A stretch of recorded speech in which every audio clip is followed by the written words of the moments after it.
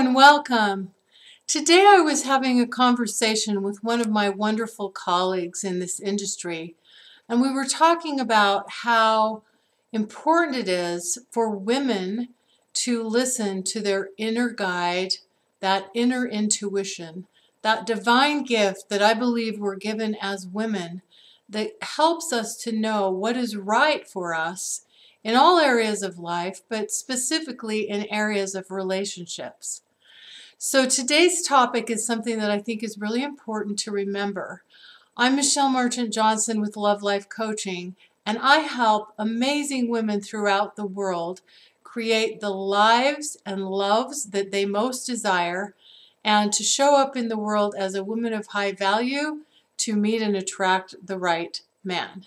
So I'm so excited that you're here, and I kind of coined a phrase around this phenomenon of kind of talking ourselves out of, suppressing, diminishing the voice of that inner guide or that inner intuition when it comes to dating.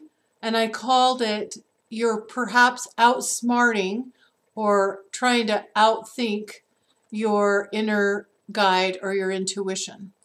So outsmarting your intuition is typically not something that you want to do.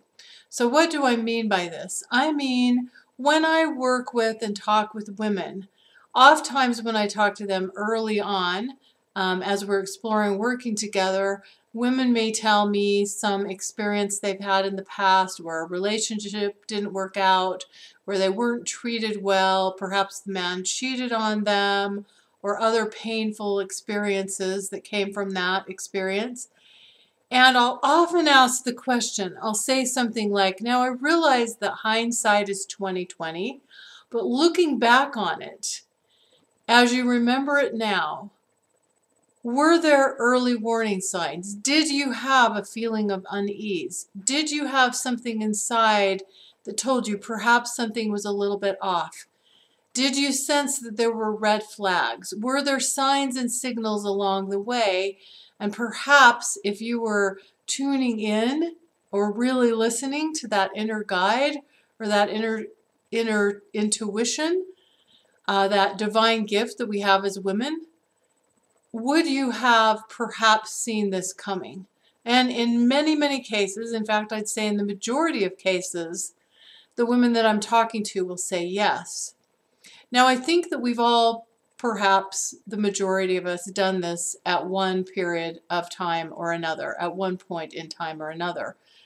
And it's easy to have this happen, particularly if you're in a particularly vulnerable situation in terms of your love life. For example, like if you've just broken up with someone and you're doubting your own self or your own inner guide, or you've made what you consider to be real or perceived mistakes in your love life, if you're feeling particularly lonely, or like if the chemistry with a particular man is particularly high, that can cause you to kind of talk yourself into something or override those feelings of intuition, that inner guide that might otherwise be there.